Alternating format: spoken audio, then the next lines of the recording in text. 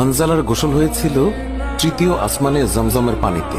হযরত হানজালা রাদিয়াল্লাহু তাআলা আনহু তিনি সদ্য বিবাহ করেছেন।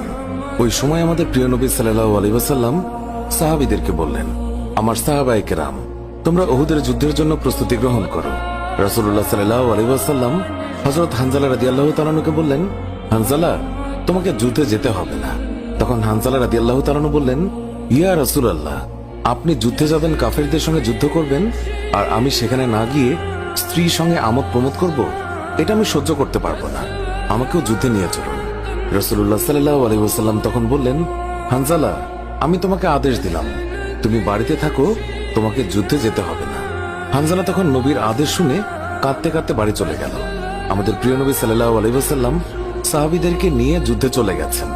এদিকে সাহাবী হানজালা তার স্ত্রীর সঙ্গে রাত কাটানোর পর তার উপর গোসল ফরজ হয়ে গিয়েছে, তাই সে গোসল করতে গেছেন, পানি নিয়ে দাঁড়িয়েও গেছে।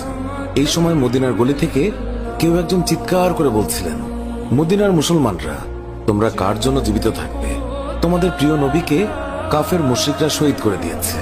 এই কথা যেই মাত্র হানজালার কানে পৌঁছালো, তখনই তিনি পানির বালতি ফেলে দিয়ে তার স্ত্রীর কাছে গেল এবং তার স্ত্রীকে বলল, হে আমার স্ত্রী, তাড়াতাড়ি আমার তলোয়ারটা দাও।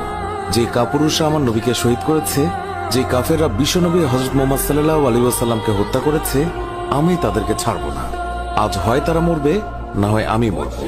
যে দুনিয়ায় নবী নেই, সেই দুনিয়ায় আমি বাঁচতে চাই না। দাও, আমার তলোয়ারটা দাও। তখন হানজালার স্ত্রী বললেন, আপনি আমার নবীর হত্যাকারীকে হত্যা করতে যাচ্ছেন? যান, আমি বাধা দেব না, আমার বাধা দেওয়ার অধিকার নেই। তবে আপনি দয়া করে গোসল করে পবিত্র হয়ে যান, কেননা আপনার উপর গোসল ফরজ হয়ে গিয়েছে।